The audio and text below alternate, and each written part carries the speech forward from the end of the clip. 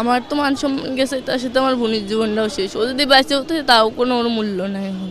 আপা আমার অনেক কষ্ট হচ্ছে আর অনেক উঠতেছে। ওরা তো একবারে মারিয়েই ফেলতে চাইছিল, মানে কেউ টের পাইছে জন্য ছাড়িয়ে দিচ্ছে। কইছে যে তুই যদি কিছু কোষ তাহলে তোর বোনটা একবারে মারিয়ে ফেলবেন, কেউ টের পাবেন না। যা হয়েছে জিনিসটা কখনোই শোভনীয় নয় এবং আমি এটাকে নিন্দা জানাই।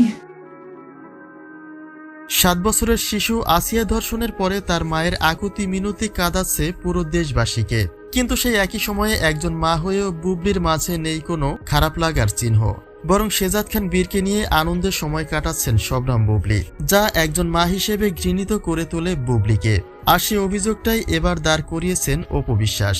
বরাবর একে অপরকে নিয়ে কটাক্ষ করলেও এবার ঠিকই যথেষ্ট কারণ রয়েছে।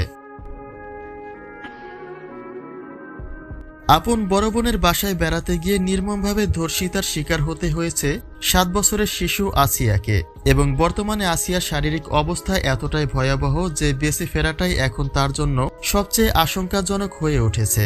আর সে বিষয়টি নিয়েই দলে দলে প্রতিবাদ গড়ে তুলেছে সাধারণ জনতা, যার সঙ্গে বাদ যাচ্ছে না শিল্পী সমিতিও।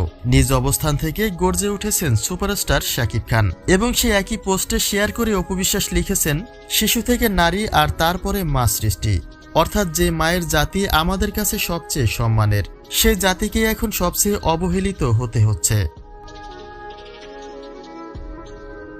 অপরদিকে শেজাদ খান বীরকে নিয়ে খানিকটা খুনসুটিময় ভিডিও শেয়ার করেছেন শবনম বুবলি, যেখানে দেখা যায় একই পৃষ্ঠায় শাকিব খান, রানা, শবনম বুবলি এবং নিজের নামটি লিখেছে শেজাদ খান বীর।